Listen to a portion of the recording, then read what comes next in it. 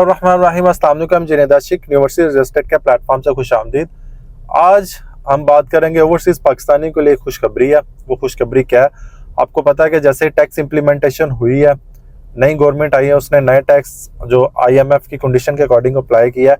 पहले हम FBR जो फाइलर और नॉन फाइलर बेस पे और DC रेट के अकॉर्डिंग हम पे कह रहे थे, तो उसके बाद एक नया टैक्स लॉन्च हुआ, वो FED टैक्स था, federal excise duty. Third number पे जो टैक्स लॉन्च हुआ वो 7 टैक्स था। इसके बाद हमारा जो एक नया पंगा था वो ये था फाइलर और नॉन फाइलर और एक फ्रेश फाइलर। फ्रेश फाइलर का नया कॉन्सेप्ट यहाँ पे लॉन्च किया गया, वो इसी वजह से लॉन्च किया गया, जो नॉन फाइलर है उनको थोड़ा सा बाजू उनके खींचे जाए और जो फाइलर है जो अपनी टैक्स रिटर्न पे नहीं कर रहे उनको थोड़ा खींचा जाए।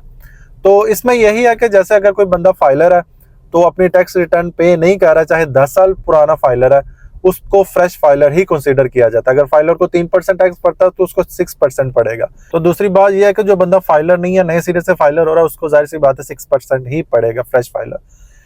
तो जो बंदा अपनी टैक्स रिटर्न बाकायदगी से सबमिट करवा रहा है वो ही फाइलर कंसीडर किया जाएगा। इसके बाद एक DHA की एक पॉलिसी थी, जो बंदा ओवरसीज पाकिस्तानी होता था, अगर वो बंदा फाइलर नहीं है तो वो ओवरसीज का उसका कार्ड है, उस पर बाहर का एड्रेस लिखा हुआ, वो फाइलर कंसीडर किया जाता था।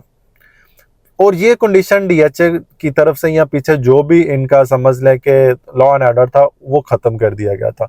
वो ये भी कंडीशन खत्म कर दी कि जो ओवरसीज है उसको भी फाइलर होना पड़ता था।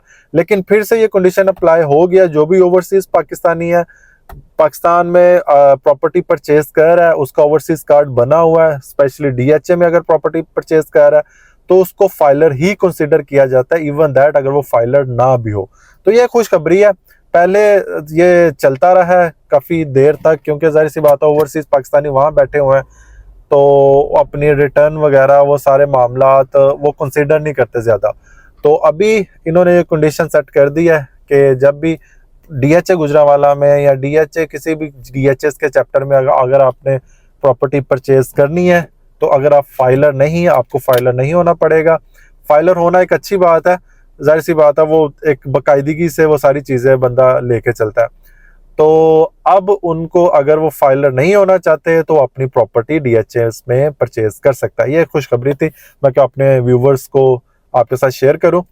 तो मेरी वीडियो बनाने का पर्पस ये था। तो मिलते हैं नेक्स्ट व्लॉग के साथ। अपना बहुत सारा ख्याल रखिएगा। अल्लाह।